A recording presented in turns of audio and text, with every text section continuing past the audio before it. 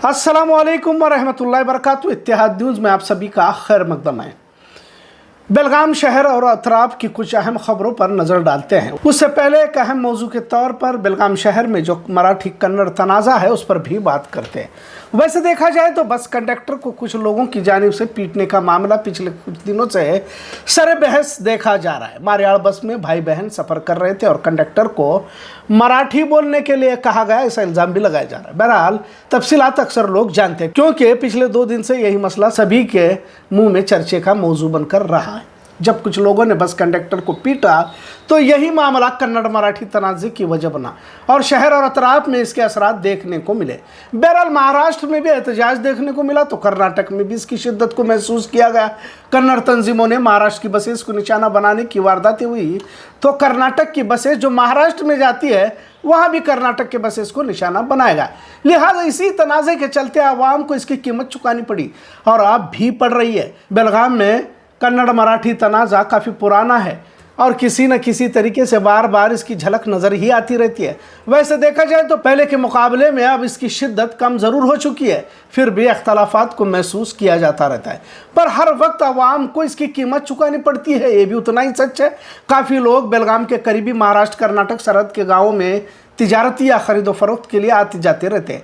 कई लोगों के रिश्तेदार भी बेलगाम शहर में रहते हैं या फिर कुछ लोग महाराष्ट्र में भी रहते हैं। इसी सरहदी इलाकों में रहने वालों की तादाद भी काफ़ी है। बाज़ औक़ात तो मरीजों को लाया भी जाता है, पर ऐसे वक्त में तमाम तर नकलो हरकत को बंद किया जाए तो आवाम कहाँ जाएगी। लिहाजा इसका एक ठोस इलाज भी निकालना होगा। इख्तलाफात कौन सही कौन गलत का फैसला करने के लिए अदालतें हैं, दोनों रियासतों के लोग हैं, लेकिन कुछ लोग महज इस मसले को जिंदा रख कर सियासी फ़ायदा उठाने की कोशिश में लगे रहते हैं, पर आम आवाम को काफ़ी परेशानी उठानी पड़ती है।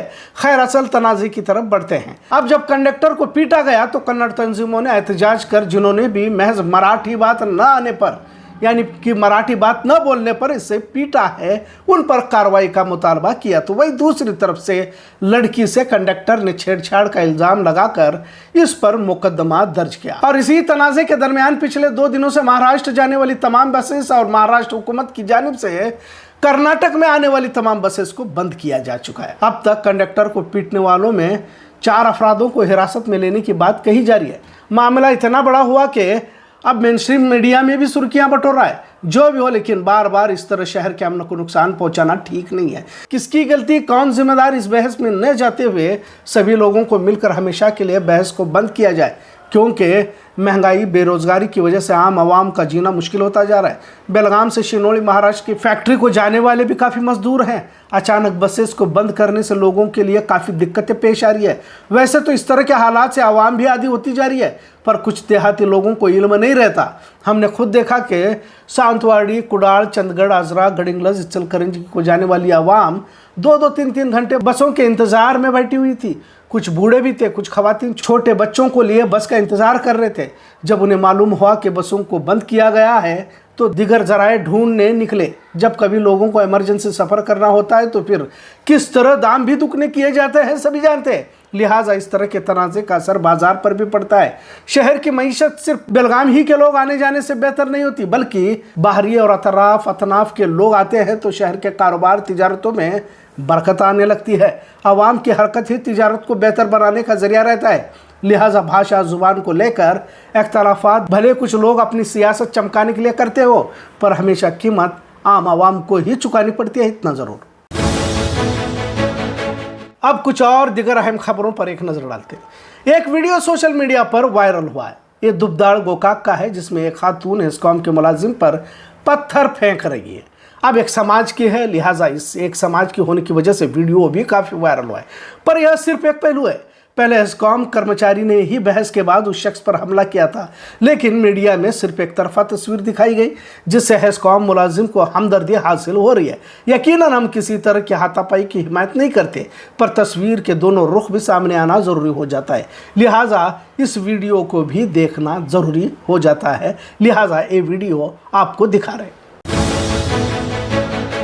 आज हुफ़ाज़ कमेटी बेलगाम की जानिब से मुख्तलिफ मदारिस में पढ़ने वाले हुफ़ाज़ किराम और उलमा किराम जो इस साल हाफिज़, आलिम और मुफ्ती हुए हैं, जो बेलगाम शहर ही से है और अतराफ से है, इनके लिए एजाज़ी प्रोग्राम किया गया था और इन्हें इनामात से नवाजा भी गया ताकि दीगर लोगों को यह पैगाम दिया जाए कि डॉक्टर इंजीनियर की तरह उलमा हुफ़ाज़ों का भी एहतराम होना चाहिए। आज़ाद नगर के मस्जिद अबू बकर में इजलास को रखा गया था जिसमें 40 उलमा हुफ़ाज़ को एजाज़ से नवाजा गया। इस वक्त शहर के जिम्मेदार उलमा किराम, हुफ़ाज़ किराम मौजूद रहे। न्यू गांधीनगर में नशा मुक्ति मुहिम के तहत जमीयत उलमा बेलगाम की जानिब से इजलास का एहतमाम किया गया था जिसमें मेहमानान खुसूसी के तौर पर मशहूर शख्सियत मौलाना अब्दुल रशीद मिफ्ताही को मदऊ किया गया था। इन्होंने मोबाइल और नशे के आदी होता समाज पर बयान फरमाया। इस वक्त कारपोरेटर अजीम पटवेगार से पैमाल मारुति जाकिर काली मिर्ची भी मौजूद थे और तमाम उलमा किराम जिम्मेदारान की गुलपोशी भी इस वक्त फरमाई गई। कसीर तादाद में लोग इस इजलास में शरीक रहे। बेलगाम शहर में आए दिन पानी का मसला देखने को मिलता है, लिहाजा कारपोरेशन कमिश्नर और विपक्ष लीडर मुजम्मिल डोनी के ज़ेर निगरानी एक मीटिंग तलब फरमाई गई थी जिसमें एल&टी के तमाम अफसरान कारकुनान को बुलाकर पानी के मसले को जल्द हल करने के बारे में हिदायत दिए गए। इस वक्त अपोजिशन के कारपोरेटर्स भी मौजूद रहे। Rahmania social welfare charitable trust Azamnagar का कयाम हाल ही में अमल में आया। इस वक्त शहर के दिगर जिम्मेदारान को भी मदऊ किया गया था। एमएलए आसिफ राजू सेठ ने रहमानिया ट्रस्ट को मुबारकबाद पेश की। आज राजू सेठ फाउंडेशन की जानिब से मुफ्त मेडिकल कैंप का एहतमाम अशोक नगर, खंजर गली, रामतीर्थ नगर और रुक्मिनी नगर में किया गया था जिसमें सैकड़ों लोगों ने इसका फायदा उठाया। आज सलाम सिस्टर तहरीक की जानिब से रमज़ान महीने से पहले स्टार एवेन्यू लॉन में एक बाजार का एहतमाम किया गया था जिसमें मुस्लिम ख़वातीनों को अपनी मईशत को बेहतर बनाने के मौक़े किस तरह फराम किए जाते हैं इसका एक नज़ारा दिखाया गया। वैसे सलाम सिस्टर तहरीक का ये तीसरा साल है पर इस मरतबा इनकी कोशिशें कामयाब होती दिखाई दे रही है। 23 और 24 तारीख को शाम 4 बजे से रात 11 बजे तक ये बाजार जारी रहेगा, इसे ज़हनशीन कर ली। इस तरह की हिदायत सलाम सिस्टर की जानिब से दी गई है। हलगा हाईवे पर डीजल और पेट्रोल का टैंकर पलटने से सैकड़ों लीटर डीजल और पेट्रोल सड़क से बह रहा था। लोग इसे हासिल करने के लिए बोतल, कैन वगैरह लेकर वहां आ रहे थे, लिहाजा यहां पर पुलिस पहुंची और पुलिस ने उन्हें भगाया। देखिए इसका एक मंजर।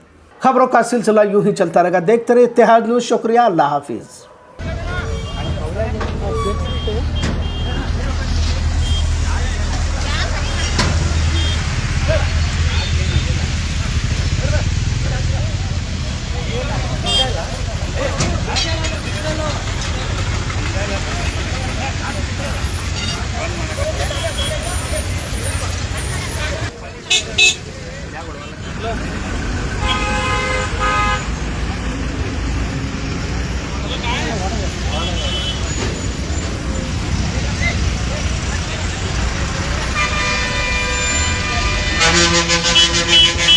Thank you.